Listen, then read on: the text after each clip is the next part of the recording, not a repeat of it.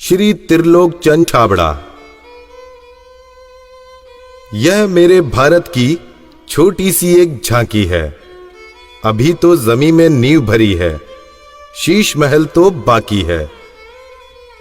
Mission आर्थिक आजादी के जनक श्री त्रिलोक चंद छाबड़ा जी का जन्म सन 1957 में राजस्थान के अजमेर जिले के एक छोटे से गांव नानसी में हुआ।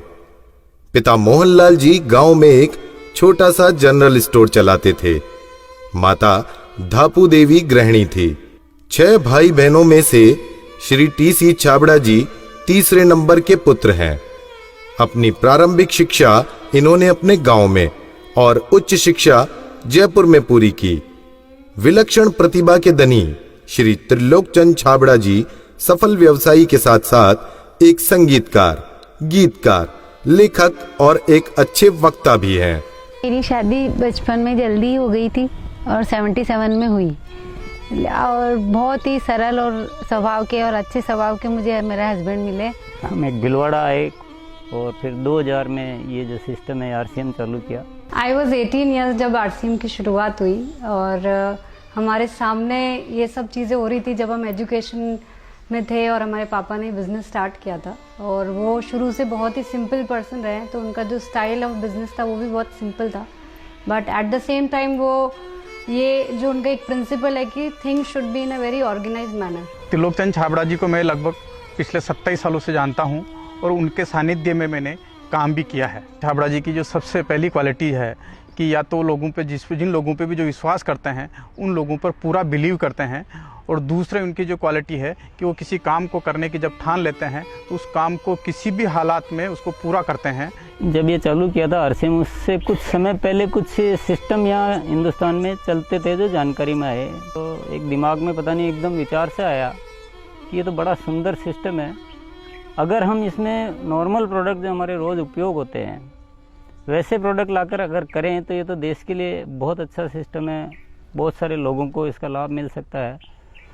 और उसके बाद एक ऐसा विचार जो अंदर पैदा हुआ तो उस विचार ने मुझे कभी रुकने ही नहीं दिया। टी.सी. छाबड़ा जी को मैं पिछले 25 सालों से जानता हूं और उनके सानिध्य में मैंने काम भी किया हुआ है। टी.सी. छाबड़ा जी की सबसे बड़ी क्वालिटी है उनके लिए काम होता है। काम छोटा और बड़ा नहीं होता, वो हर काम को उतनी ही सीरियसनेस से करते हैं, चाहे वो काम छोटा हो चाहे बड़ा हो।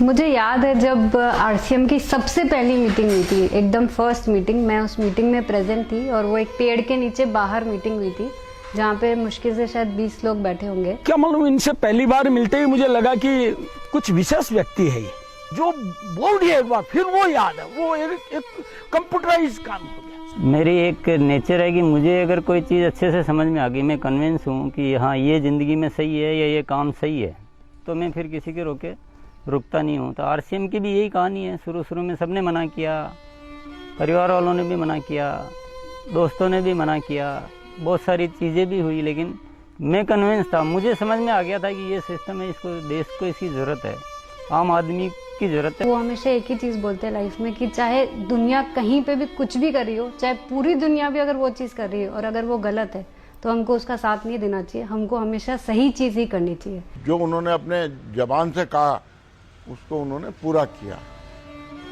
जबान के सच्चे ये उनमें मानता है। एमएलएम के नाम पर ज़्यादातर कंपनियां कुछ महंगे प्रोडक्ट लाती है उसमें और ज़्यादा कुछ उसमें से बांटने की कोशिश करती है, और हम आरसीएम में ऐसे क्यों प्रोडक्ट लाते हैं जो बहुत कम रेट में होते हैं। बहुत ज़्यादा इधर कुछ चीज़ों को हाई फाई करना या कुछ बहुत ज़्यादा हर कहीं खर्च कर देना, तो मेरे को कुछ महंगी चीज़ खरीदना पसंद नहीं है लाइफ में। तो मेरे को जो पसंद नहीं है मैं बेच कैसे सकता हूँ। हमारा हिंदुस्तान का मिशन मंगल इसका एक बहुत बढ़िया उदाहरण है कि उन्होंने उस पर्टिकुलर बजट में उनको बनाने की सोचा तो उन्होंने वो चीज़ बना कर दी। ये कोई भी वादा करते हैं वो पूरा करते हैं और इन्होंने जो सोच लिया कि मुझे ये काम करना है वो करके रहते हैं, और इन्होंने जो भी सोचा ईमानदारी से कर रहे हैं पूरा। बहुत सारी चुनौतियाँ आई इस काम को करते हुए। बहुत सारे लोगों ने साथ निभाने का वादा किया, साथ चले, काम को आगे बढ़ाया, फिर उनके मन में पता नहीं क्या लालच आया तो उन्होंने पूरा बाहर जाकर एक नई कंपनी शुरुआत की और पूरा आरसीएम पर अटैक करना चाहिए और आरसीएम के सारे लोगों को, सारे सिस्टम को तोड़ने की एक बार नहीं कई बार बार ऐसे प्रयास हुए कि जब ऐसी घटना हुई है तब आरसीएम में बड़े निर्णय हुए हैं। जो सामान्य गति से चल रहा था उसमें एक मजबूती आई, एक बड़े निर्णय लेने की ताकत आई कि अब तो इसको करके ही रहना है। वो बहुत कम बोलते हैं और बोलते हैं वो एकदम सत्य और सीमित मात्रा में। डायरेक्ट सेलिंग सिस्टम में एक बहुत बड़ी बात सीखने को मिली कि लोगों को कभी भी आप ओवर कमिटमेंट मत करो। 2011 में जो हमारे साथ में ये गवर्नमेंट का हुआ उसमें बहुत अलग हमारे पर इफेक्ट हुआ उस चीज़ का कि ये भी होता है क्या लाइफ में ऐसा। और वो ये जो एक फेज था वो बिल्कुल बहुत कठिनाई का दौर था, बहुत खराब स्थिति से हमें गुजरना पड़ा। मेरे परिवार पर संकट आए और परिवार से ज़्यादा जो हमारे जो टीम है, हमारे जो इतना बड़ा हिंदुस्तान में परिवार बन चुका था, उसको सबको दिक्कतें आई। लेकिन एक मन में विश्वास था कि आखिर जो सत्य वो तो सामने आएगा। ऐसा ट्रैजिक पीरियड आया था कि पूरी दुनिया ने ही बोल सकते साथ छोड़ दिया। इनफैक्ट जो एकदम अपने बोलने के लिए होते हैं उन लोगों ने भी साथ छोड़ दिया। लेकिन पापा की वो जो हिम्मत थी और जब भी हमने उसके बाद या उस दौरान जब भी हमको मौका मिला उनसे बात करने का, उन्होंने एक ही चीज़ बस हमको बोली थी कि सब कुछ ठीक होगा क्योंकि हमने कुछ गलत नहीं किया किसी के साथ। हमारे जो आरसीएम परिवार है उनका इतना विश्वास था कि उन्होंने 1 साल इंतज़ार किया और पूरा डटे रहे। और जब उनका इतना विश्वास था तो उस विश्वास में इतनी ताकत आ गई और ये सब चीज़ें, जो भी संकट का समय था वो निकला और अब सब चीज़ें धीरे धीरे अच्छी हो रही है। ऐसे साथी मुझे इस सिस्टम की वजह से मिले। आज इतनी बड़ी सेना कह सकते हैं, इतना बड़ा परिवार कह सकते हैं देश के कोने कोने में, और उसमें इतने जो संस्कार बने हैं, ये हमारे लिए एक बहुत खुशी की बात है। इतना बड़ा व्यापार उद्योग धंधा होने के बावजूद, इतनी बड़ा साम्राज्य होने के बाद भी उनमें तनिक भर भी अहंकार या पैसा होने का घमंड दिखलाई नहीं देता है। ये उनकी सादगी और उनकी महानता को दर्शाता है। मुझे मेरे फादर इन लॉ की एक क्वालिटी सबसे अच्छी लगती है कि वो आज इतना बड़ा बिजनेस करने के बावजूद भी वो इतने डाउन टू अर्थ है कि किसी को भी विश्वास नहीं होता जब मैं उन्हें उनकी बातें, उनके किस्से सुनाती हूँ। एक छोटी सी बात ले लीजिए, अगर हम जब भी खाना खाते हैं हम डाइनिंग टेबल में बैठ के खाते हैं, पर वो आज भी प्रेफर करते हैं कि हम ज़मीन पे उनके साथ बैठ के उनके साथ भोजन करें। त्रिलोकचंद जी छाबड़ा एक व्यक्ति नहीं, आंदोलन है। उनके जीवन में उन्होंने बहुत संघर्ष तो किया ही है, लेकिन सबसे बड़ी बात उनमें है सादगी और सच्चाई। आरसीएम की शुरुआत से ही मैं काम कर रहा हूं और जब आरसीएम बिजनेस की शुरुआत हुई थी तो टीसी छाबड़ा जी की एक सोच थी कि दुनिया में जो कंपनियां आती है मल्टी लेवल मार्केटिंग में, वो बड़ी बड़ी और महंगे महंगे प्रोडक्ट लेकर आती है। और टीसी छाबड़ा जी की सोच थी कि मैं एक ऐसी कंपनी की स्थापना करूं जो इस तरह के प्रोडक्ट बनाए जो इंडियन रेट में हो, इंडियन कल्चर में हो, इंडियन मेंटालिटी को सूट करते हो और आम आदमी उस बिजनेस को कर सके, आम आदमी अपने जीवन को बदल सके। 2016 में इसकी गाइडलाइन जारी की गई भारत सरकार द्वारा।